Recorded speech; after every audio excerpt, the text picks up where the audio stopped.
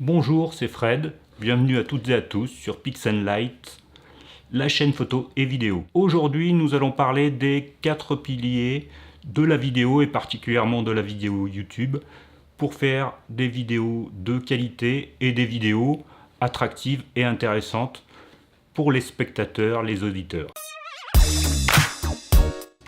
Alors, ces 4 grandes bases de la vidéo et de la vidéo YouTube en particulier, je les mets vraiment à égalité. C'est pour ça que j'ai préparé un petit chapeau pour faire un tirage au sort. Alors je touille et ça va sortir dans l'autre parce que ça va sortir parce qu'ils sont vraiment égaux entre eux. Hop. Le premier sorti, c'est le son. Le son, c'est parfois un aspect qu'on néglige quand on débute. Il est important de mettre en place les outils et les façons de travailler qui permettent d'avoir un son sans grésillement excessif, avec une voix intelligible et pas déformée. Donc il faut avoir les micros adaptés à la situation, il faut faire la prise de son, positionner ses micros correctement pour pouvoir avoir un son correct. Alors parfois il peut y avoir une petite rafale de vent si on est en extérieur qui fait un petit bruit de vent, c'est pas dramatique. Ça reste de la vidéo pour YouTube, ce n'est pas de la vidéo comme on peut le faire lorsqu'on va faire une prestation professionnelle. Il faut aussi veiller à avoir un niveau sonore correct.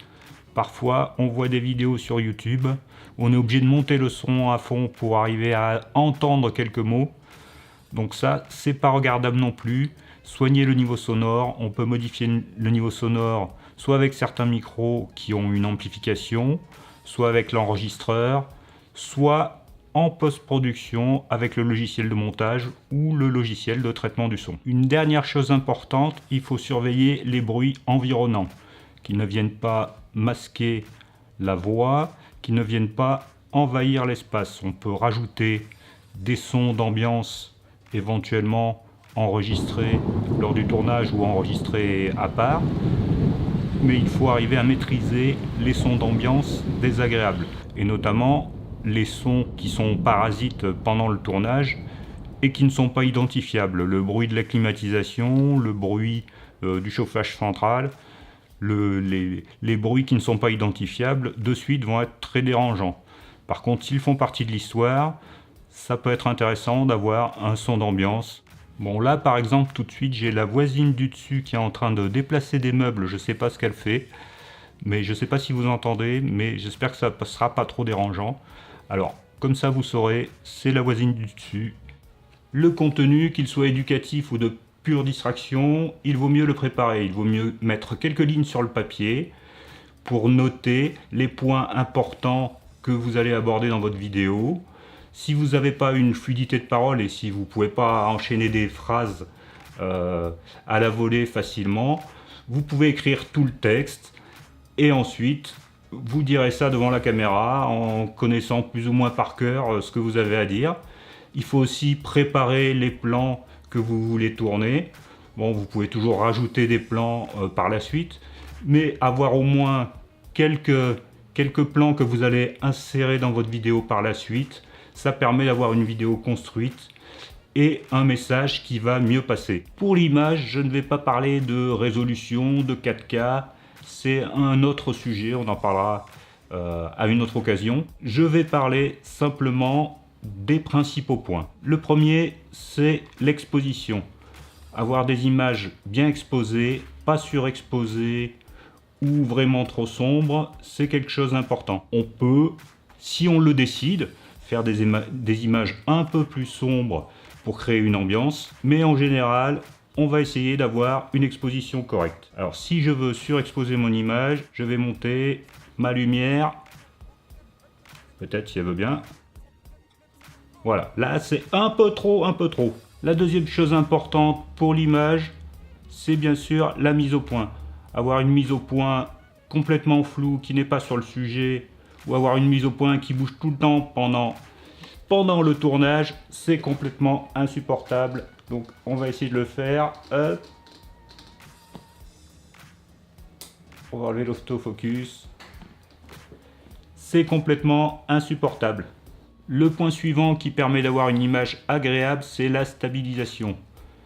On peut utiliser différents outils de stabilisation, avoir un bon pied, un gimbal, un steadicam, ou simplement une stabilisation dans votre caméra de l'objectif ou la stabilisation interne à la caméra. C'est quelque chose d'important. Quand ça bouge comme ça, c'est pas sympa. Et pour avoir une bonne image et une bonne exposition, c'est intéressant d'avoir un petit matériel d'éclairage. Il y a des choses pas chères. Ça, c'est une petite LED avec un parapluie.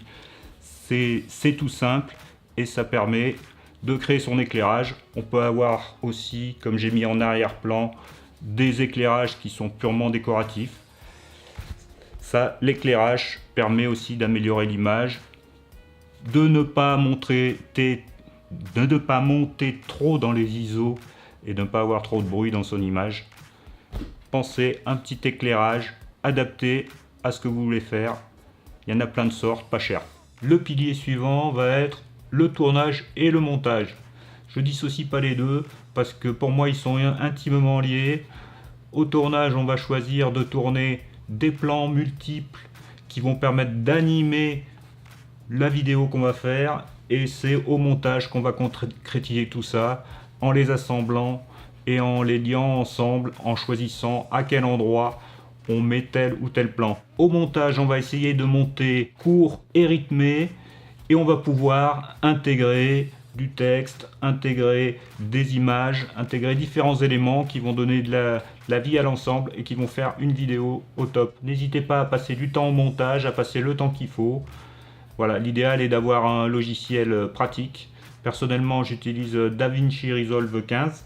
Vous pouvez trouver quelques vidéos sur Pixellight concernant ce logiciel. C'est important de bien monter. On va pouvoir travailler aussi sur le son. C'est important. Alors voilà, bien sûr, tout ne sera pas parfait dès le début, mais petit à petit, vous allez pouvoir améliorer ces différents éléments, le son, le montage, l'image et le contenu, pour pouvoir avoir des vidéos de plus en plus attractives, qui retiennent votre auditoire et qui les intéressent et qui vous font plaisir. Bien, je vous remercie d'avoir suivi cette vidéo. À très bientôt sur Pixellight.